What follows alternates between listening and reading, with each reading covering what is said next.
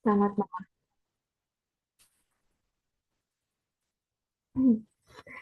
Selamat malam. Di sini saya akan memaparkan jawaban ujian akhir semester untuk mata kuliah Sistem Informasi Akuntansi. Sebelumnya, perkenalkan nama saya Raisya Aulia Salsabila dengan NIM 23010101091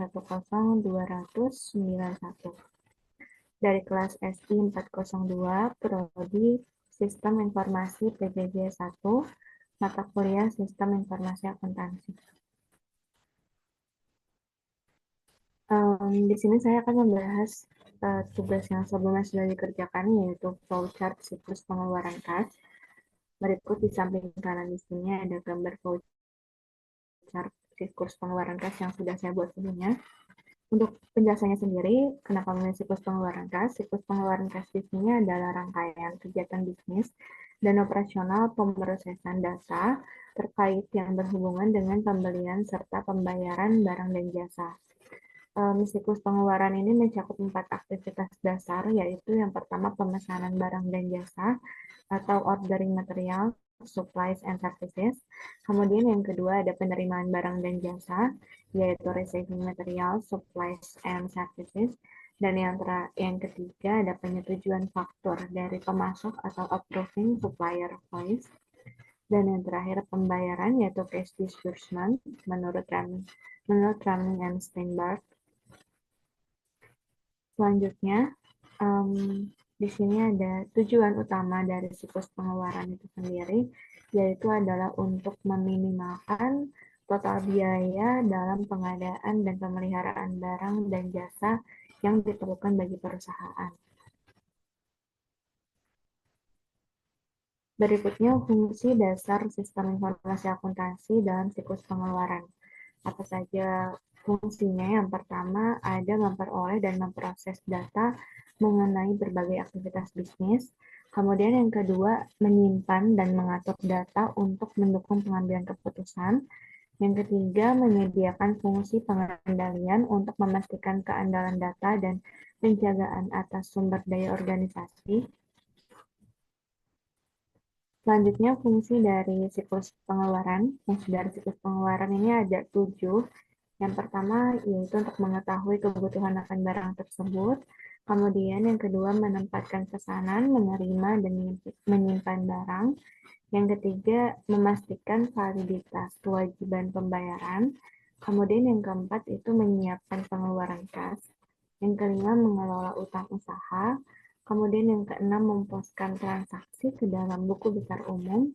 Dan yang terakhir, yang ketujuh, yaitu untuk menyiapkan laporan keuangan dan laporan manajemen yang diperlukan.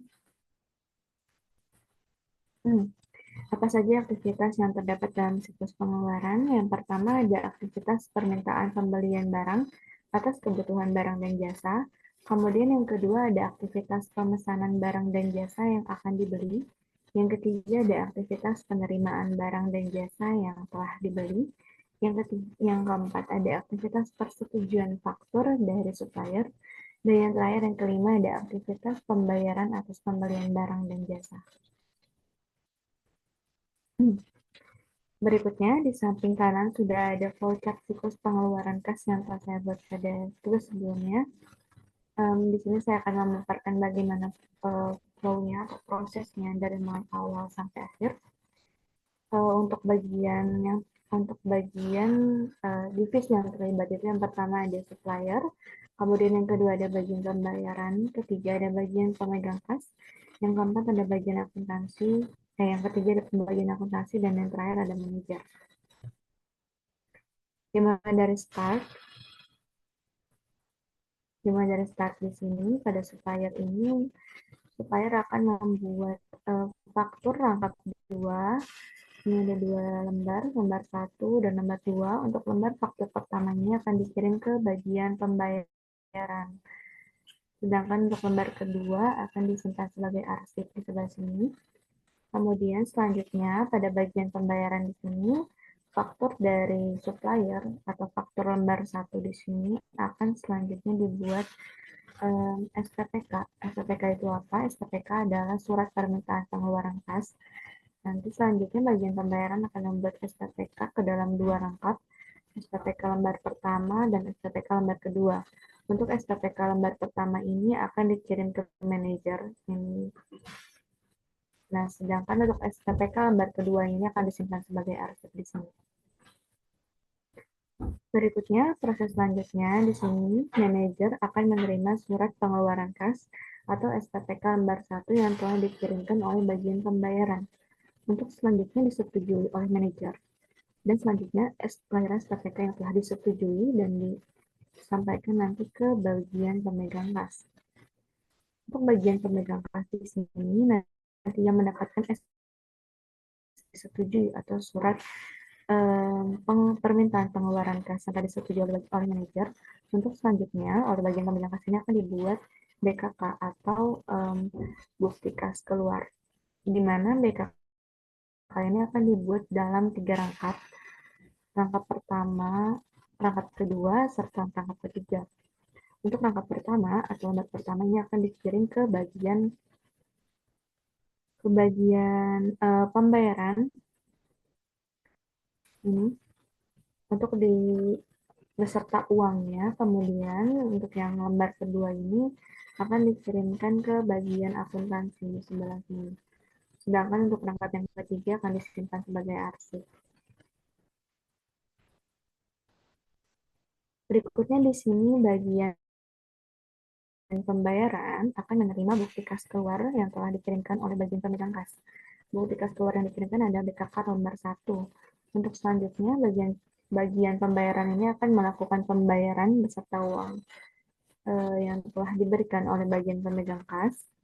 Kemudian nanti dibuatlah data pembayaran yang selanjutnya akan dikirimkan kepada supplier, di mana nanti supplier selanjutnya akan membuat surat pelunasan pembayaran atau SPP ke dalam dua rangkap. SPP lembar 1 atau rangkap pertama ini akan selanjutnya dikirimkan ke bagian pembayaran. Sedangkan untuk SPP lembar kedua ini akan selanjutnya disimpan sebagai arsip. SPP lembar pertama ini akan dikirimkan ke bagian pembayaran. Dari sini bagian pembayaran selanjutnya akan membuat laporan pembayaran atau yang biasa disebut dengan LP ini ke dalam dua rangkap. Rangkap pertama ini selanjutnya akan dikirim ke bagian akuntansi, sedangkan lembar kedua atau rangkap kedua akan disimpan sebagai arsip.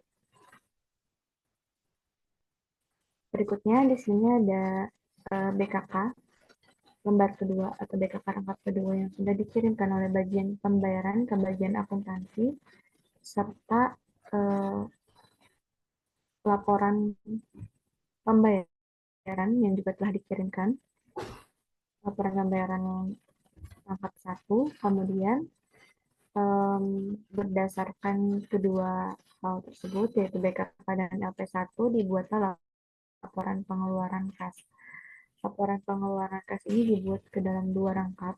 Untuk rangkap yang pertama ini nantinya akan dikirim ke manajer, dan yang kedua ini akan disimpan sebagai arsip. Kemudian jika laporan pengeluaran kas ini sudah selesai, ini akan dikirimkan oleh bagian akuntansi ke manajer dan proses siklus pengeluaran kas selesai. Mereview kembali ke aktivitas dalam siklus pengeluaran, flowchart yang telah dipaparkan tadi itu sudah memenuhi 5 aktivitas yang ada dalam siklus pengeluaran. Yang pertama, ada aktivitas permintaan kembalian barang atas kebutuhan barang dan jasa, kemudian ada juga aktivitas pemesanan barang dan jasa yang akan dibeli, kemudian yang ketiga ada juga aktivitas penerimaan barang dan jasa yang telah dibeli, dan yang keempat ada aktivitas persetujuan faktur dari supplier, kemudian yang terakhir ada aktivitas pembayaran atas kembalian barang dan jasa. Selain itu juga sudah memenuhi fungsi dari siklus pengeluaran, yaitu mengetahui kebutuhan akan barang, menempatkan pesanan menerima dan mengirimkan barang, kemudian memastikan validitas kewajiban pembayaran, menyiapkan pengeluaran kas, mengelola utang usaha, memposkan transaksi ke dalam buku besar umum, serta menyiapkan laporan keuangan dan laporan manajemen yang diperlukan. Terakhir, untuk siklus pengeluaran juga sudah memenuhi Fungsi dari SIA yaitu memperoleh dan memproses data mengenai berbagai aktivitas bisnis.